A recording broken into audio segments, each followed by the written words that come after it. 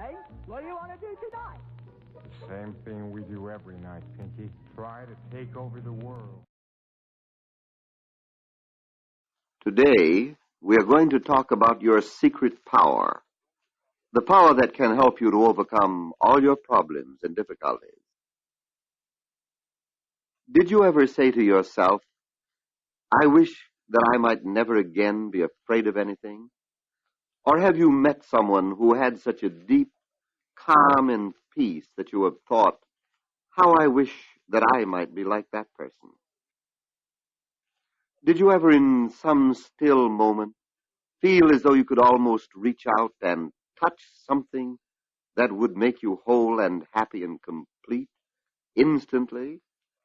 I know you have, because I have, and I am sure everyone has. We are all alike because we are all human beings. Something within us tells us that we are only half alive, that we are not getting what we ought to out of this thing called life. You share this feeling with every other person, and you instinctively know that there is something you ought to be able to tune into, something that is at the very center of your own being, which could make everything right, not only for yourself, but for others and for the whole world. We do not know just how it was that Jesus acquired his terrific faith, but he must have had moments of doubt and misgiving, just as we all do. He must have experienced uncertainty, just as you and I. But unlike most of us, he triumphed. He walked over the waters of doubt, the waves of confusion, and the tempests of fear. And he said, in effect, if you wish to do what I am doing, follow the few simple truths I have given you. I have told you that the kingdom of God is at hand, but you do not see it, because your eyes are so filled with tears that you cannot see. Your ears are so dulled with confusion that you cannot hear. Your minds are so weighed down with doubt that you cannot understand. And what was his remedy for all this? Open your spiritual eyes. Listen with the inner ear. Open your mind. And just what is it that we must see and hear and understand? It is this. This thing called life flows into everything and through everything. It passes into every human event and translates itself through every human act.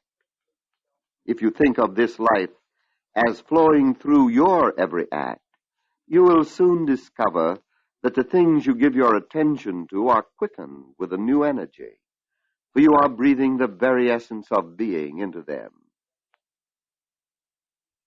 You know that you can think yourself into being unhappy and depressed. You know that you can think yourself into being glad.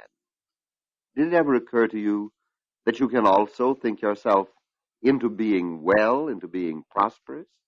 That you can think yourself into success? Well, you can if you believe in the law of life and use it rightly, but you must learn to use it affirmatively. You must learn to identify yourself with your desires. You must become the master of your own thinking. This is the only way you can realize freedom and joy. Therefore, you will have to turn your thoughts away from lack and want and limitation, and let them dwell on the good. Make yourself do this. Learn to think about what you wish to become. You see, you are a thinking center in life, and the chief characteristic of the law of this life is that it responds to your thought. Your slightest thought sets up a vibration in it, sets its creative intelligence in motion, and causes it to create circumstances for you which correspond to your thought. If you think of life as always bringing to you everything you need, you will have formed a partnership with the invisible, which will prosper you in everything you do. If you think of the organs and functions of your body as activities of life, then automatically you will be benefited physically. The spiritual gifts, which people have so earnestly sought after, are not something that God has withheld from man. Quite the reverse. They are something which man in his ignorance has withheld from himself. Life is never vindictive. It is not withholding anything from you. It is not even waiting until you are good enough to receive. Life is love.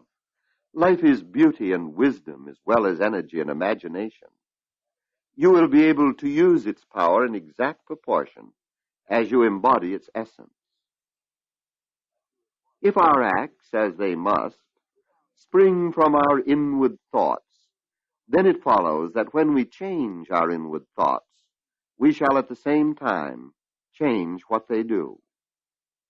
That is, we shall be introducing a new law of cause and effect into our lives, and the effects of our previous mistakes will disappear. Doesn't that seem wonderful? The one, then, who would heal hate must first learn to love. The one who would live a beautiful life must commune with beauty. He must feel beauty. The one who would give happiness must first become happy. The one who would heal a sense of loss must first have arrived at an inner realization of wholeness. Miracles are natural.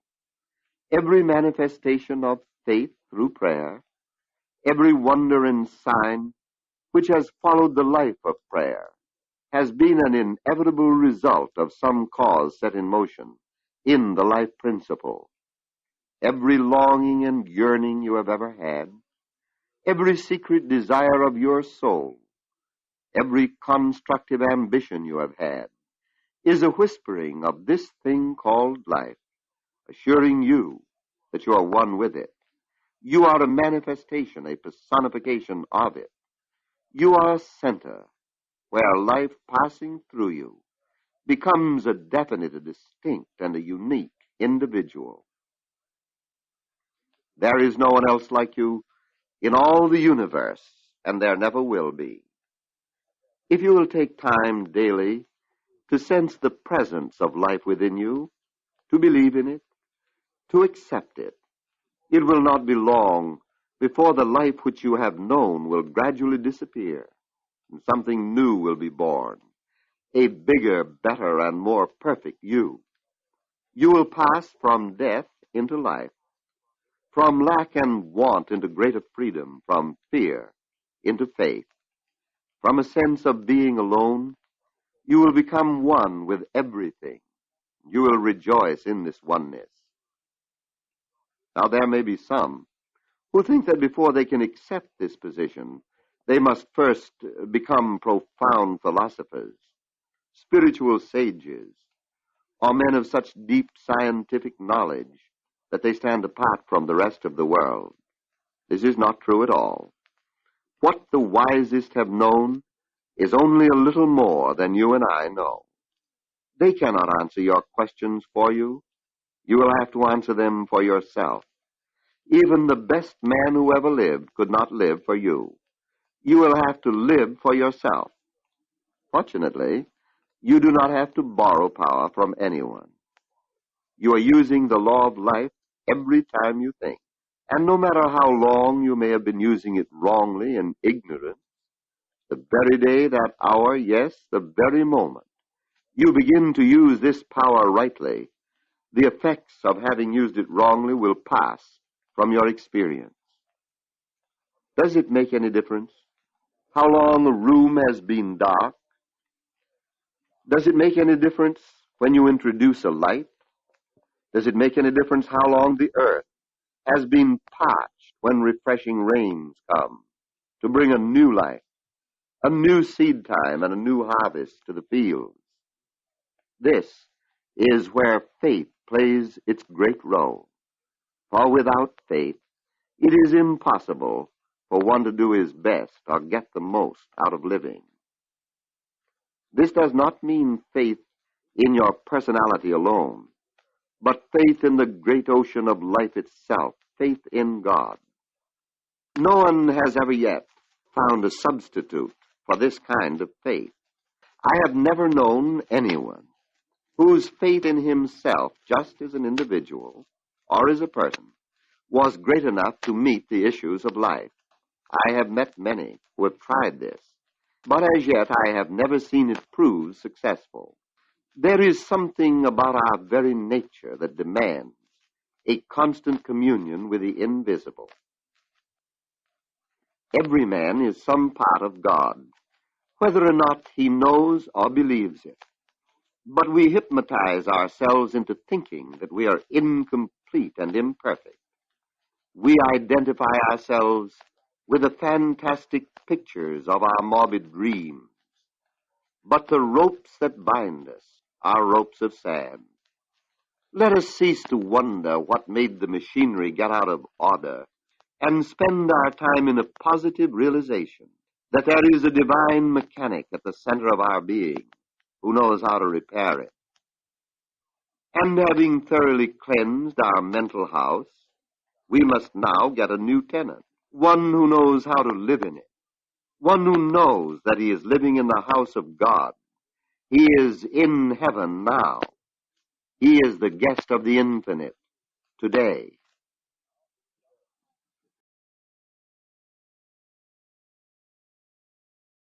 I really hope you enjoyed this video, and thank you so very much to all my Patreon members. For $5 a month, my members receive exclusive affirmations, instructional videos, and so much more. Link to sign up in the description.